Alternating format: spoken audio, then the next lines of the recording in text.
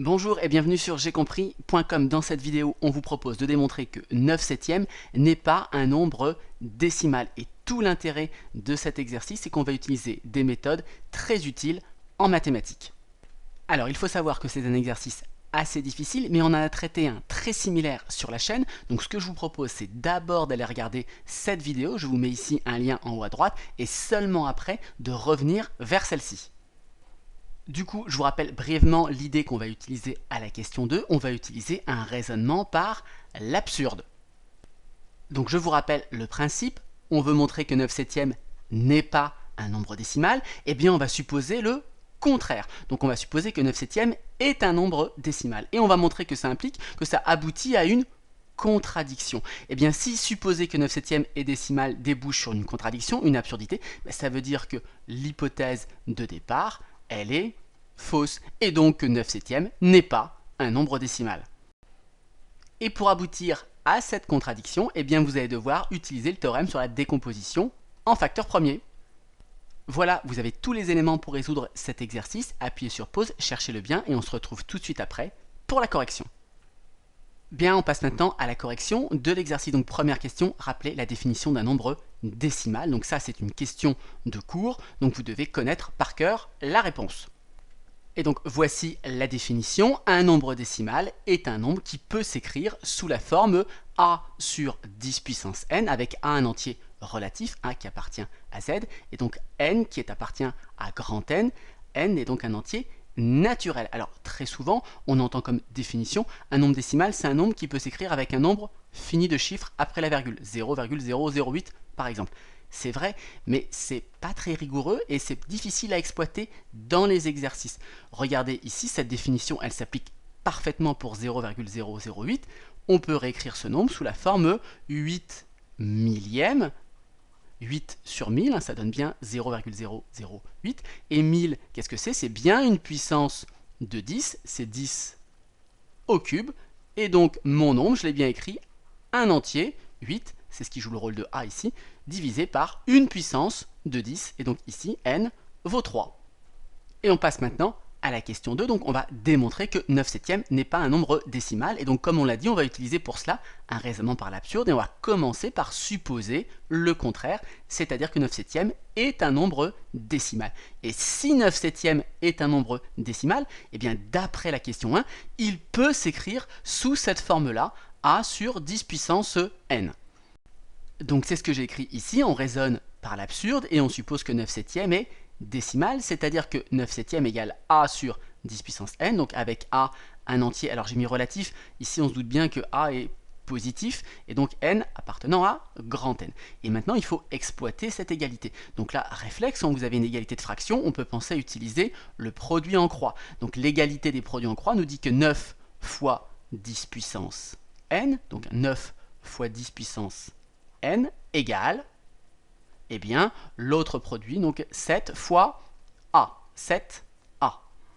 Donc maintenant, l'idée c'est d'utiliser cette égalité pour obtenir une contradiction en utilisant la décomposition en facteur premier. Je vous rappelle que ce théorème, il vous dit que dès que vous prenez un nombre entier, par exemple 12, il se décompose en facteur premier de façon unique. Par exemple 12, on peut le casser en 3 fois 4, ça c'est pas la décomposition facteur premier, parce que 3 c'est bien nombre premier, mais 4 vous pouvez encore le décomposer, 4 c'est 2 fois 2.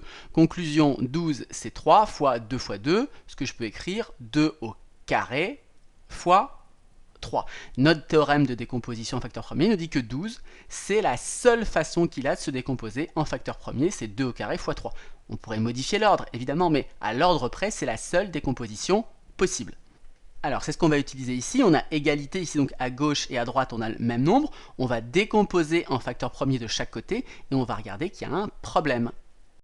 Alors, commençons par la gauche. 9, déjà, on peut le casser. 9, c'est 3 fois 3. 3 au carré. Et 3, c'est bien un facteur premier. Fois, on a 10 puissance n. Alors, 10, c'est pareil, on peut le casser. C'est 2 fois 5, 10.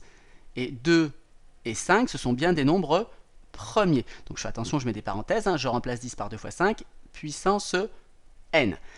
Bon, Donc là, on a quasiment terminé, on va un petit peu réécrire tout ça. Et puis à droite, alors à droite, on est embêté pour décomposer en facteur premier parce que A, c'est un nombre entier, mais on ne sait pas trop ce que c'est. Par contre, on peut regarder avec 7. 7, est-ce qu'on peut le décomposer? Non, 7, c'est déjà un facteur premier. Donc à droite, on va juste laisser 7 fois A. On n'a pas décomposé A, mais c'est tout ce qu'on peut faire à droite.